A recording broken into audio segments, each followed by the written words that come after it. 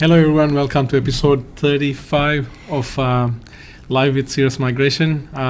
It's another wonderful day with lots of updates, but today we decided to give you guys more opportunities to ask us more questions, so we, within the time limits, we answer more of your questions rather than us talking.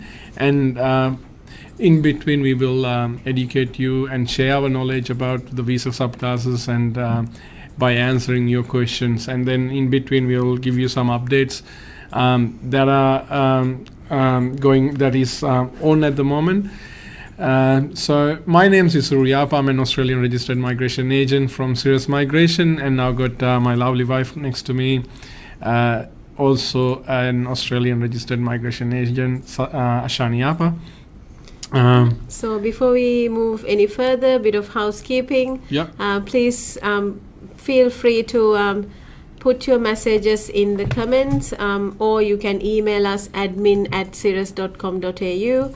We are coming to you from Brisbane, and if you haven't subscribed to our YouTube channel yet, please do so, and like our Facebook page so you can stay up to date every time we release a video or put some news out there. So we are all about Australian immigration, as you probably already know, and we try our best to get you the latest information to help you get your dreams come true in settling in Australia. Throughout our channels, our ultimate goal is to provide you the latest knowledge that we have about Australian immigration law and migration law, and also law and regulations, also latest offers and news about universities and enrollments that Australian universities and institutes offer you, and give you the best options that we believe is available for you as well. So if you have any questions in relation, talk to us. But education dedicated videos comes every Wednesday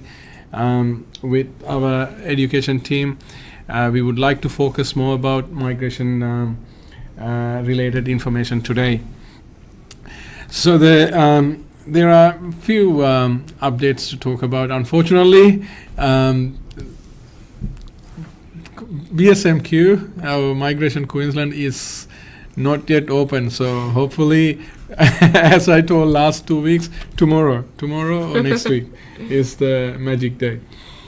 Well, talking about updates, business innovation program has been opened for New South Wales, yes, and also Victoria. Yeah. 188 Queensland is not open yet, so none of their programs are open yet. Yeah, so if you're willing to apply for general skill migration or business innovation or business related programs in Queensland, it is time for you to get ready, because it'll be open very soon. But the others, the Victoria and New South Wales has already opened their BIP, or the business innovation program, for this year already, so you can start. So New South Wales now are accepting business innovation, investor, significant investor stream applications directly in your skill select. But if you're willing to apply for 188E or the entrepreneur stream, you cannot apply directly. You can't submit a expression of interest in skill select unless you get invited. So first you have to register your interest, and you have to meet certain criteria, which is not that simple.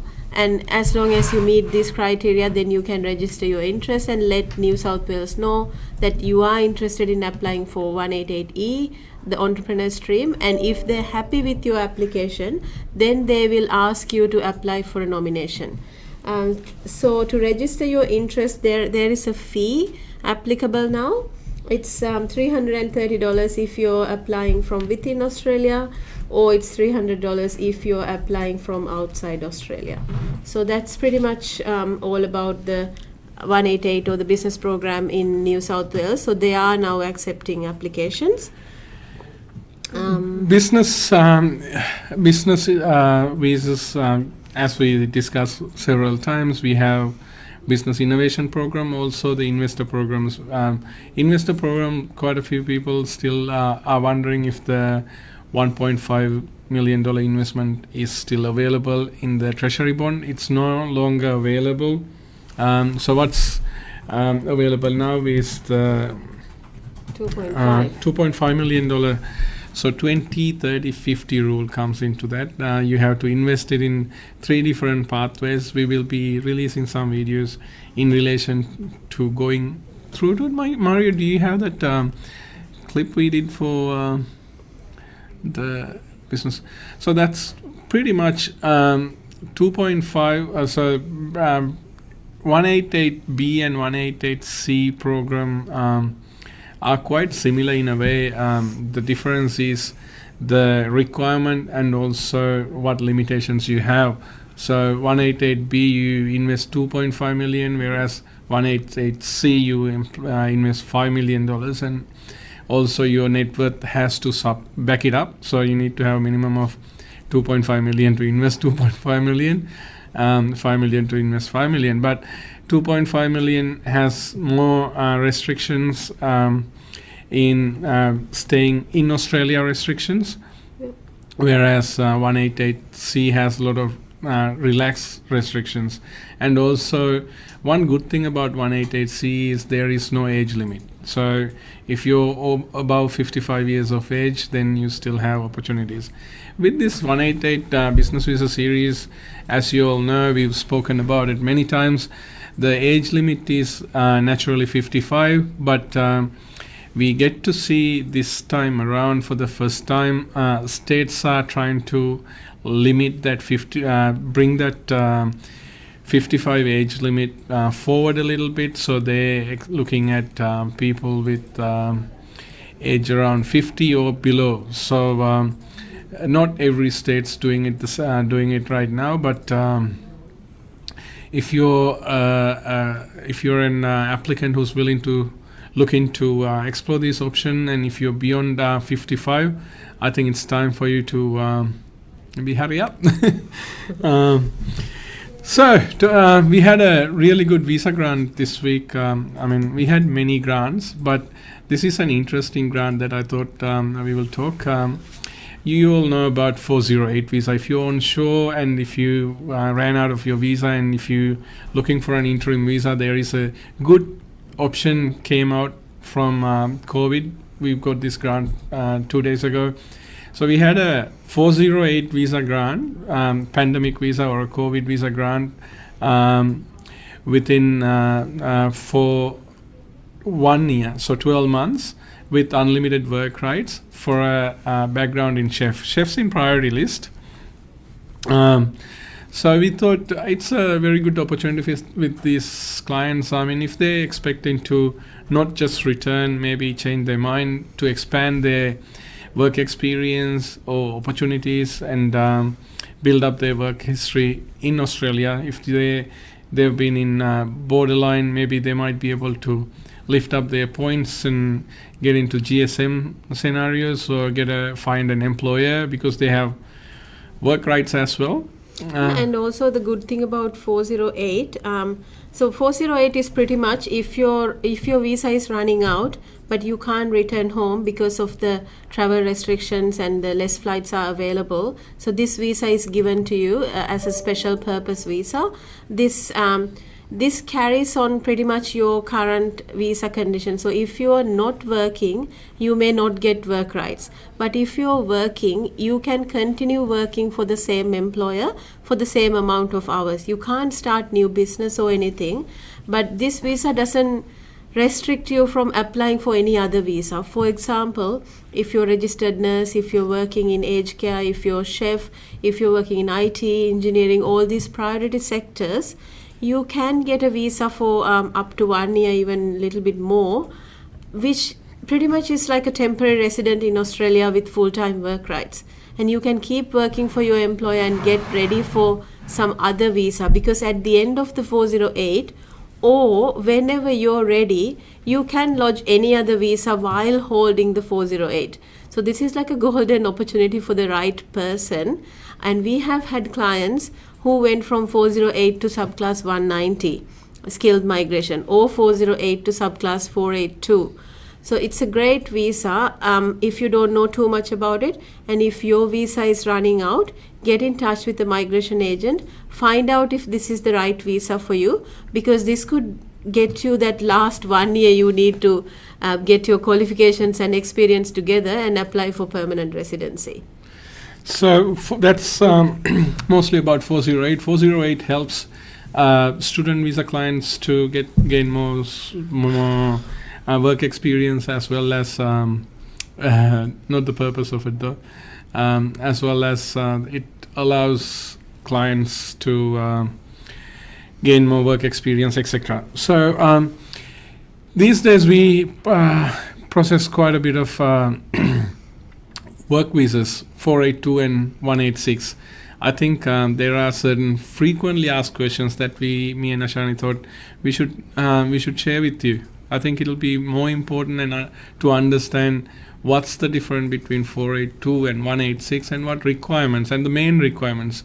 So 482 visa has two different pathways. If your occupation is in STSOL or short-term skill occupation list, then your visa is limited to 2 years. Right now, as it stands today, there is no permanent pathway after your visa. So you'll have to, with the occupation, you'll have to look for other options if you want to stay back. So you can get the visa for 2 years at a time, but the same employer can apply for this visa one more time for you.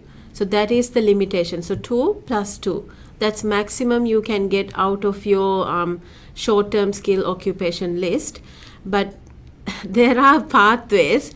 For example, let's say your employer is located in regional and you don't have enough work experience to go for subclass 494, where you need 3 years work experience. So you could potentially go for subclass 482 for 2 years, get the right experience, and then go for subclass 494. So still, it's a great visa. And if you talk to the right migration agent, they can use this visa to potentially find you a permanent residency pathway. Hopefully, she didn't mean by right the person sitting right next to. The right. They can't see you.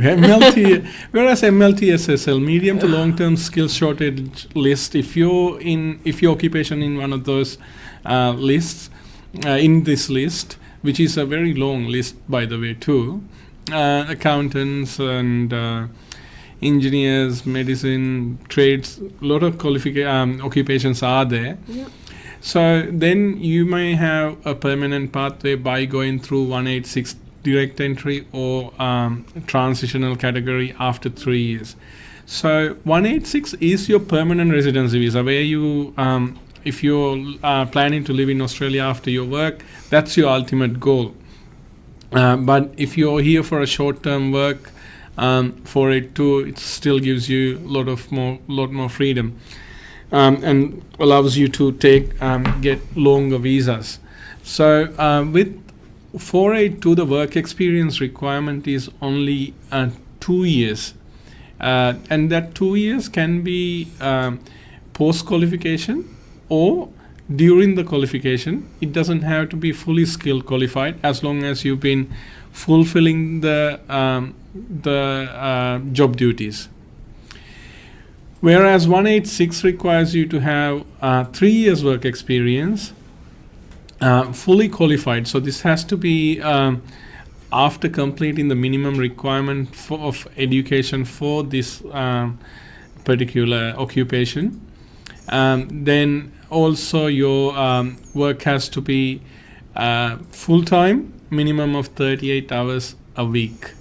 And with the 482 as well though, if your work experience is casual, it cannot be used for the 2-year work experience. But if you have been employed in a ABN under a consultancy agreement, etc., in a regular basis, that can be recognized. So there are easy and complications around there. The good thing for employers, we got more inquiries from employers rather than employees these days about what's our obligations, what's in it for us, and why should we consider. One of the main points that we discuss all the time is when you have an 482 or a 494 applicant in your workforce, the biggest advantage for you is you have that employee committed for you for at least 3-4 years, etc., or longer term, unless it's a longer commitment. Because these employees under 482 or 186 or 494, they cannot work for someone else while working for you. So they have to be fully committed. 482 applicants can work, and their partners can work for other people, and their kids can go to public school for free, but they cannot. The main applicant cannot work for someone else. So that's a big commitment from an employee that you get as an employer. And also, they're worried, if we sign up for 3 years, what if the business has dramas and if we have to downsize, etc. Absolutely, you can downsize, or if you're not happy with the employee, you can always, it goes back down to your employee agreement. So you can terminate the occupation as per your employment agreement. It comes down to National Employment Code.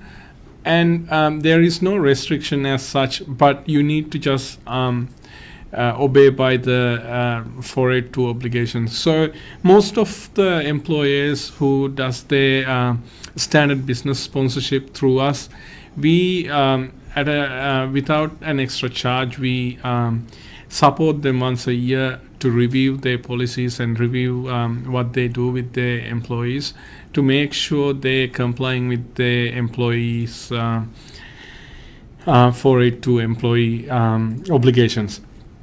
So it's not as stressful as you think. It's just the systems and policies that you have to put down and operate it the right way.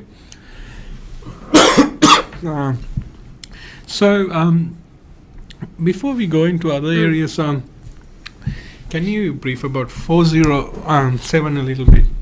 Yep. People, if they don't have the 2-year work experience.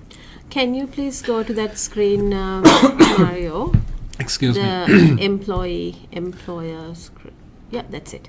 So, the 407 is not there. That's No. okay. Okay. So now Isuru talked about subclass 186, 482 and 494, which all requires you to be qualified in an occupation and most of the time have a positive skills assessment, have some work experience. So you are already a qualified employee for this employer to sponsor you. There is another visa called training visa. It's subclass 407. This visa is not designed to meet the labor shortages in Australia or anything. This is purely for the purpose of getting an employee into the right skill level. So it is a workplace-based training program but it gets you a visa for a maximum of 2 years. The subclass 407 training visa. It's a very simple visa compared to most of the employee-nominated visas. It's cheaper. Total application and nomination cost is less than $1,000, whereas subclass 482, 186 could go up to $5,000 to $7,000. And also there is no SAF levy, or the training levy needs to be paid. So there are great benefits of the 407, plus the employer doesn't have to give you full-time work. So it could be part-time, and there is no minimum wage because you are kind of treated as an intern. But the workplace has to be the right workplace. So for example, if it's just let's say us and we only have one accountant, and if we want to hire that accountant under 407, that's not going to work because there's no one to provide that employee the right training. So it has to be a big organization where they have a section of accountants, and you will be working under a head accountant, or you will be working under a head engineer, or a head IT person, or So if it's a for chef. that example, if you find an accounting firm, then they can do a 407 for you, or they can support you for a 407 that way. Yeah, or if you find a big restaurant or a big hotel where they have a section of chefs in a restaurant or in a kitchen, then you could be working, training to be a chef under a head chef. So this is a great program if you have only got the qualification, and if you don't have the right skills or the right experience behind you to get you the experience, to get you qualified, so you can be eligible for 190 or 482 or any other visa. So this training visa is a great program It for could anyone. also be if you have 10 different tasks that listed in. So these occupation titles doesn't really mean a lot in the 482 or 186 sector. What's more important is the job duties and the ability for you to perform those job duties with confidence. So if you, let's say, if you have 5 different job duties that is required to be a certain to fulfill a certain occupation's requirement, and you have only completed 3 or 4 confidently, but one needs to be improved, and you have not completed the whole 2 years to become 482, but an employer recognize that there is good potential, or the employer likes you and your performance, and they're happy to train you. I think this is a good opportunity to bridge that gap, bring your qualifications up, and then maybe be eligible for a 482 visa, or later down the track in a 186 visa, or look for a different employment. So 407 is also a good opportunity if you're lacking the work experience part. So I guess we'll take some questions now, and then if there's any, as we go, we'll touch base with some of the other criteria. As before we as we get the questions loaded, I'll touch base with you with a regular question. I'm pretty sure there should be one over there somewhere with the vaccines. To Australia recognizing the vaccines that Australia is recognizing at the moment, as per Migration Institute of Australia's advice lately. Pfizer, AstraZeneca and Moderna is recognized by Australia. Also, they have acknowledged the Johnson & Johnson, Covishield, and Sinopharm and Sinovac. So there is no strict guidelines again for who needs to have what, and what benefits you get by having which vaccine, etc. So, but yeah. So thank you, Nuan Fernando from Facebook, and we'll start some of the questions from YouTube now. Are we right on the top, Mario? Hi Harsha, VLAGs, good afternoon to you too. Danish Ali, happy to see you again. Happy to see you too, mate. I think you got a really good Danish question. is asking a question. Subsequently. He's asking, can subsequent entry in 482 be a main applicant for 186 after 3 years? Okay, so I think there's 2 parts to the question. If you mean if the subsequent entrant work for the same company and be the main applicant for TRT under 186, then the answer is no. But if both the applicants come to Australia and main applicant keeps working for the nominating employer, and if the secondary applicant also find a different job, it could either be with the nominating employer or a different employer, they can be differently or separately eligible for subclass 186, on but their own, not as right. not as a part of the previous 482 application, because 482 application is all about the main applicant when it comes to work. Yeah. Harsha's got a question. Sorry we missed it before. Is there any option for low IELTS to get PR in Australia? Do you have Australian? Do you have business or investment background? So there is no requirement. Or if you're Global talent independent, you don't necessarily have to have. Yeah, most of the independent migration will need you to have really high English. Harsha's also asking, is there any job sponsorship from employer?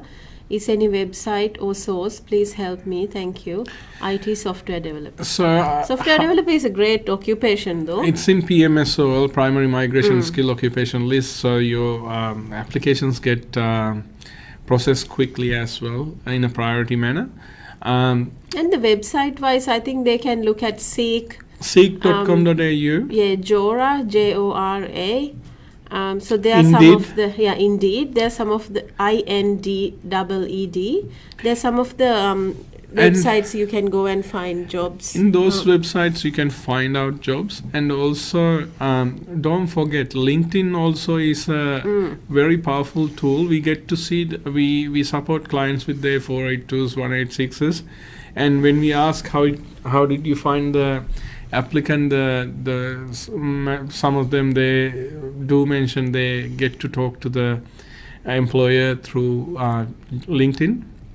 So if you may want to be a little bit more tricky, go look into the Seek website and then approach the right people in LinkedIn as well. Or also there are specific boutique job recruiters. There are many ways to look for them. So go online. You guys are IT savvy people, especially in IT development, software development. So those recruiters can help you. They're looking for right candidates as well. And I've seen some people meet each other in Fiverr and that sort of freelancer websites as well. So that's I think that helps, Harsha. Yep, I've got 𝐀𝐔𝐒𝐓𝑑𝐀𝐋. Details. Can I have details in PR? That's a very, very broad question. Normally PR, for us, there are many pathways, like a lot of visas, general skill migration, business migration, global talent independent, or partner. There's a lot of entrance to permanent residence. It's not one way. So it varies from one to the other. A lot of people use their skill. So if you're using your skill by yourself, mostly you either go through general skill migration pathway or employee nominated pathway. Unless if you have a business background, then you can use your own business background rather than education or English or any other requirements. Yeah, I've got Aman asking, what is scenario right now for offshore applicant as university lecturer with 75 points? Very low. Quite low because, well, doesn't matter what the occupation is. Most of the occupations are not invited from offshore. That is why the scope is very low. So university lecturers are in that skill exemption list, but travel exemption list. Yeah. But at the Getting 75, I I think they have invited. I don't quote me on this. Last time when I checked, 75 was there was one grant under 75 for a university lecturer. But having said that, I'm not sure whether you have encouraging points over there for university lecture. I mean, I'm sorry for the bad news. I've got Ash M asking, but I heard that other occupations like 26311 getting no further stay condition for 408 visa. If my occupation is not in priority list occupations, can we get 408 visa with no further stay conditions? In my experience as a migration agent, I have lodged many 408s. I have never seen one with a no further stay condition.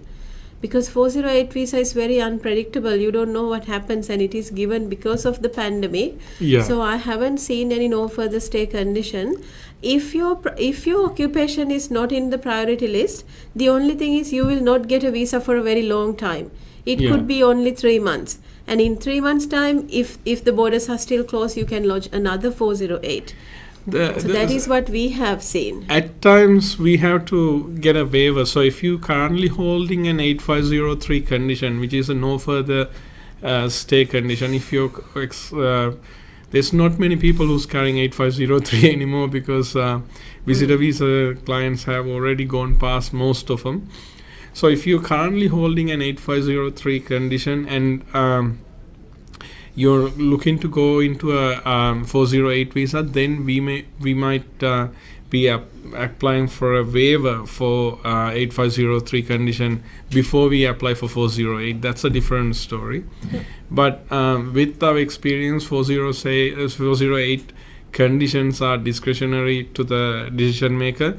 So there are times that they impose certain conditions depending on the view of the decision maker's view of the application.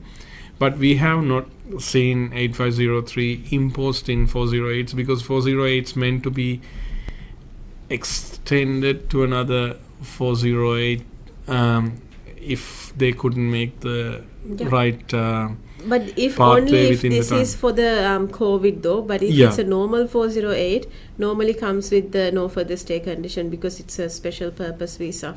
I'll actually skip couple of questions and we will definitely come back to them.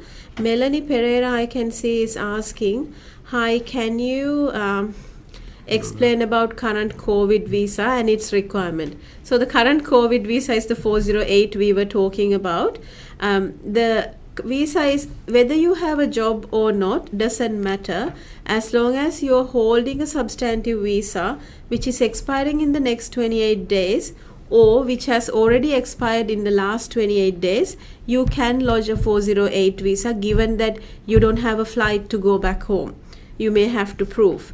But if you're working in critical sector, then you can lodge 408 visa saying, I am working in critical sector, so give me the visa to keep working in the critical sector. So you will get that visa based on your working in the critical sector. Other than that, if you're not working in critical, then the only way for you to be eligible is your current visa has to either be ending in the next 28 days or has already expired no more than 28 days ago. So Vignesh is asking offshore nomination. We don't know the date yet. No. But the good thing is our Honourable Prime Minister Scott Morrison has announced that they're expecting to open the borders by the end of the year if the things continues to go the way it goes, because numbers of vaccinations are improving and there is a good chance of students are expected to be enrolled into the first semester of 2022. So there'll be lots of opportunities and we can expect that to happen by the end of the year. Patrick's asking any news on Queensland occupation list, and I've got another viewer asking pretty much the same thing. Neetu Sharma? No, Said Pasha. Good afternoon, sir. What are the latest updates on Queensland Skill Nomination 19491 invitation for 2021-2022? So answer to both of these questions. We are also waiting, eagerly waiting. I'm sure we will even go live or do something special. Things are ready Queensland to opens. Mario and Linus ready to press the button, but every day they check and it doesn't come up. And we check the website every day. There's nothing there yet. We've got a lot of things for you ready. But just wait tightly. You'll get to see a lot of information coming soon.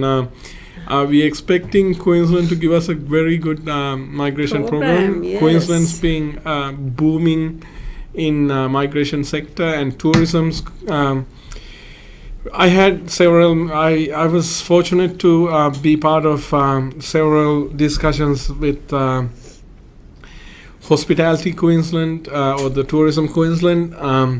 They're expecting to support all the hotel and tourism groups as well. So there'll be a lot of opportunities. I think chefs will be a good highlight, and there'll be opportunities for hospitality sector as well. But so whatever sit tight, we will let you know. Predicting. I've got Neetu asking, what is the future hairdresser offshore visa? Neetu's also asking, I have 65 point skill assessment of hairdresser, but I'm offshore.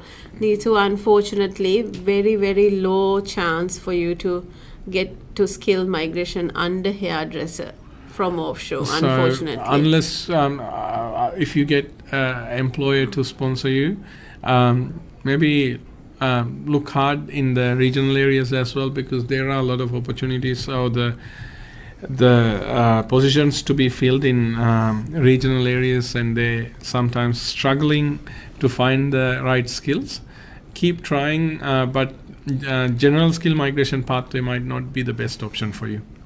Yeah, I've got Sunil asking, hi, I received 491 invitation as chef on 30th of April. After that, I lodged my visa application. How much time it will take to grant the visa? I left my job as a chef, so it affect my visa process.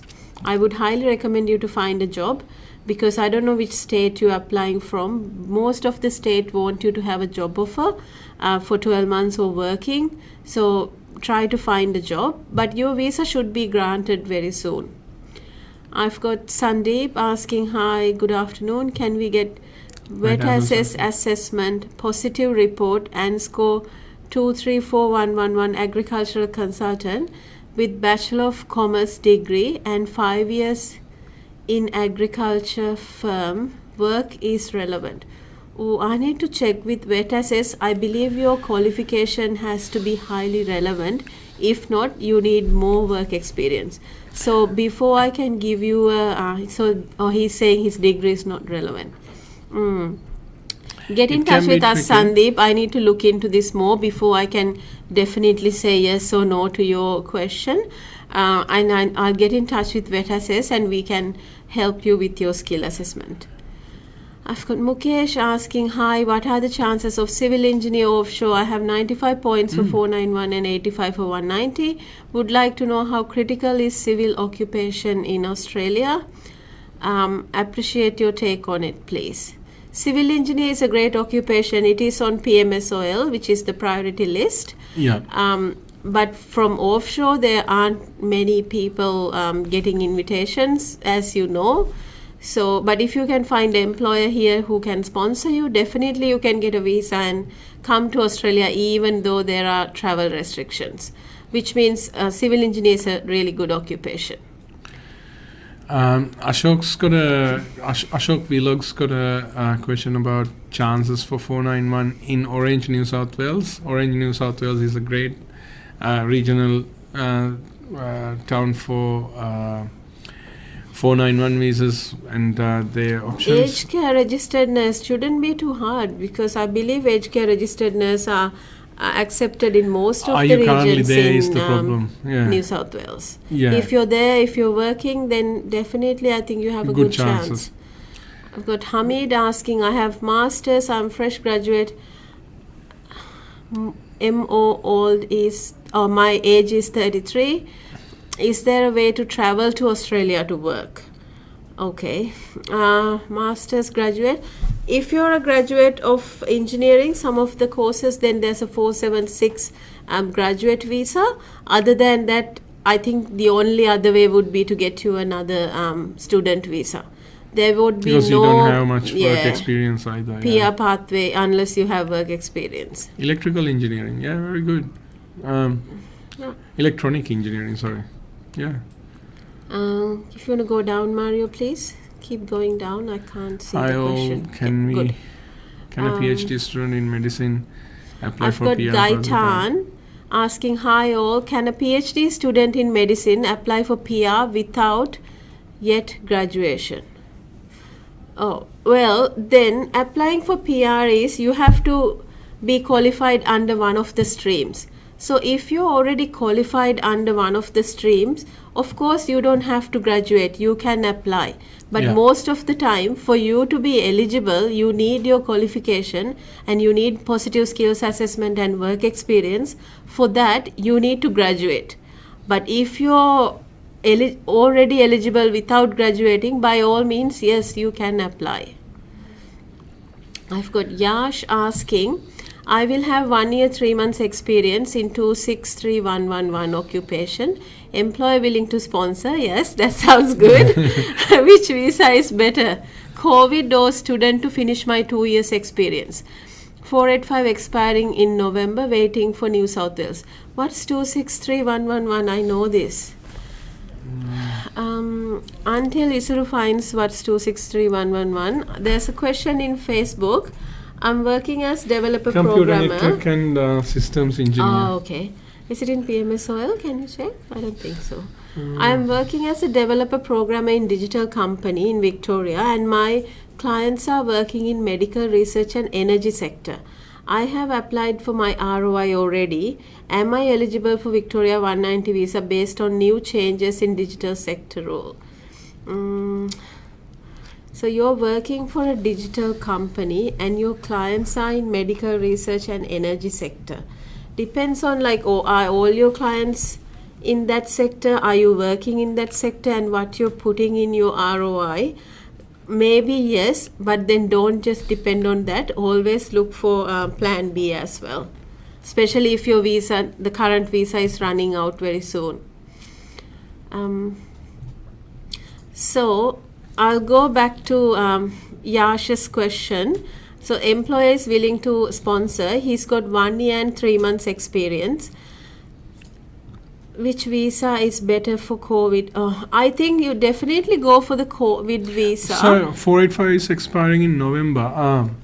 So you could go 407 or you could go to COVID visa. COVID visa, and also depending on are you by yourself or you with a family, we might have different options that we can propose to you. Maybe Yash, be in touch Yes, with us. please. We might be We able will to give you a free consultation to advise you on this, because I think we could find you a better option than going back to a student visa where you get limited work rights anyway. So get in touch with us, please. I've got Abhishek asking, hi, what are the chances of getting 190 in edu tech and cybersecurity? Depending on the state, whether you're working or and not, whether you're here or not, like and if your you points. Be in touch and we'll get through to you. We'll quickly go through the next few questions and then finalize it for the day. Nitesh Ramanan, I have student visa but stranded offshore. Sorry to hear that. Will my application be considered for 189 visa?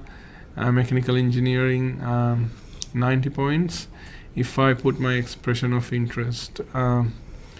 But then again, you'll be considered as a offshore client, right? Are you currently holding a visa? Most likely no. I think you probably have to wait until the borders open and come back to Australia and try it that way. The good thing is, Nitesh, we're not far away from the border opening, so I'm pretty Hopefully. sure there's a lot of news about it, and I have better feelings that this is my own opinion. By end of the year, international students they'll be opening. So. I've got Sandeep saying thank you, would like to take your services. Do you have an office in Sydney?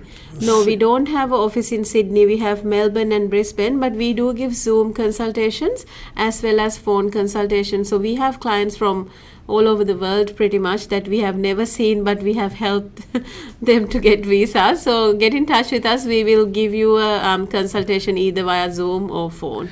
Ajay Kumar's mechanical engineer for 190 visa. In Victoria, very competitive. Yes. Very, very competitive. I think you would need about 95 points. Yeah, you rather, if you have a bit of experience, I think you should consider the employee-nominated program. Sorry to break the bad news, but yeah. Nuanta Madhushan, should we go to the top one? Yeah, we've already answered the top one. I can see many questions in YouTube. I'm having a Tatsaras asking, I'm having a hybrid degree, electrical and information engineering. When I get my skill assessment, what occupation can I get? Currently, I'm a telecommunication engineer. Telecommunication related modules included in transcript. Tatsara, I would really like to see your transcript and your qualification as well before I can advise you on that. And it's very important to find the right skill and apply for the right skill assessment, so you don't you're not going to face any problems in the future. So Nuant is applied for a. This is from Facebook. Applied for a Student visa and back had a in- refusal 3 years ago. He's wondering if he can apply for another visa after graduating. Yes. Yeah. There won't be nothing stopping you Nothing applying stopping. for I think another that'll visa. also, if you had any issues with your genuine temporary entrant, that might you cover might that as well. have covered it already. So you'll have better options now, Nuanta. And if you like to be in touch, you probably would have our numbers already. Talk to the closest office, and if you need to be in touch with us, they will organize an appointment with us as well. Yeah. Thank you. And what's the question about? We already answered the first one. I think we are done. We have a few more in there. Telco. We have many more, I think, if you go down, right?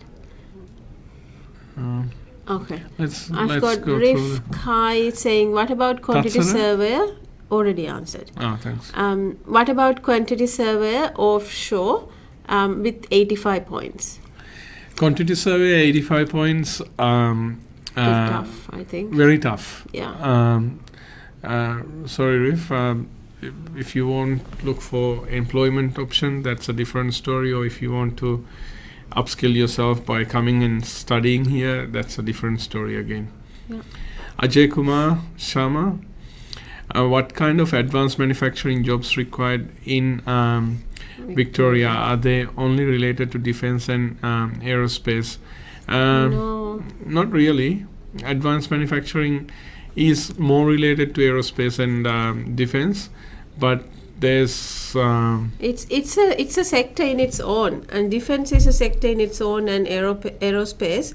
But advanced manufacturing is a sector in its own, not necessarily always related to defense and because aerospace. they use advanced manufacturing to get and medical as well. There are a lot of medical related advanced manufacturing. I know someone's experiencing. I've got More Anish frequent. asking, hi ma'am, sir, can I work for Sirus as a business agent? Please, anytime. Yes, you Be get in in touch touch. with us. We do have a referral program for many of our clients, and everyone's after working with us, they want to refer us clients. We do have a program for such people, so get in touch with us. We Thank you, will see. Harish Rishikesh, how much time do I get on my student visa after completing my course to apply for TR? That is such a good question.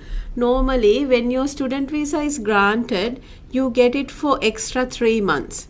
So if your course is finishing in December, that's why most of the student visas are expiring on 15th of March.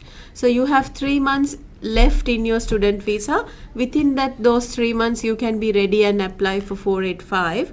But if you look at the 485 visa itself, the requirement is to lodge a 485 visa, your qualification has to be at least taken in the last 6 months, or you need to hold a student visa even for a day in the last 6 months.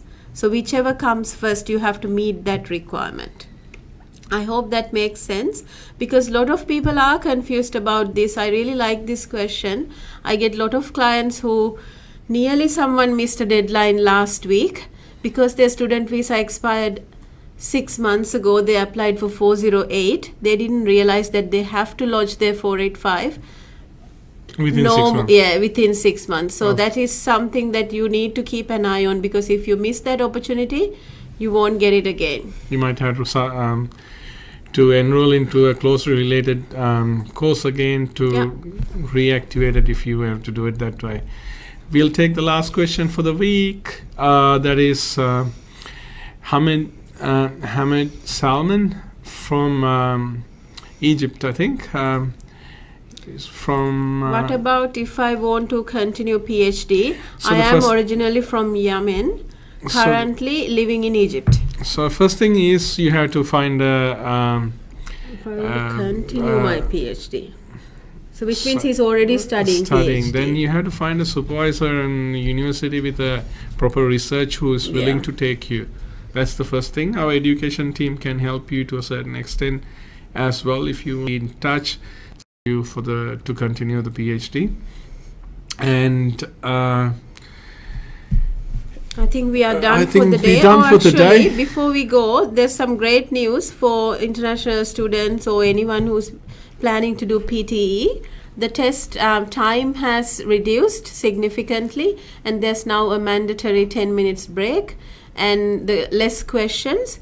But the test remains the same, the scoring remains the same, scorecards changed a little bit, but it is all for better though. The test is even smaller now, the time frame. So if, I know, a lot of people do prefer PTE, well some prefers IELTS, but if you're someone who prefers PTE, that is such great news. Good thing about PTE clients and why when I ask why they go for PTE is because they get the results within a day or two. I mean 2 days, I think. 2-3 days, yeah. Yeah, which is and then great. they have a lot more availability. So I don't know if you're one of those PTE clients, then shorter exams and 10 minutes break and PTs as much as Sure, well recognized lesser as well questions. as any other like IELTS, TOEFL and Yeah, stuff. but the structure is the same though. So So thanks for joining us and end of another beautiful week and wish you all the best for the rest of the week and hope to see you back again on next Thursday at 3 p.m. and until then stay safe. God bless you all. Bye bye. stay here.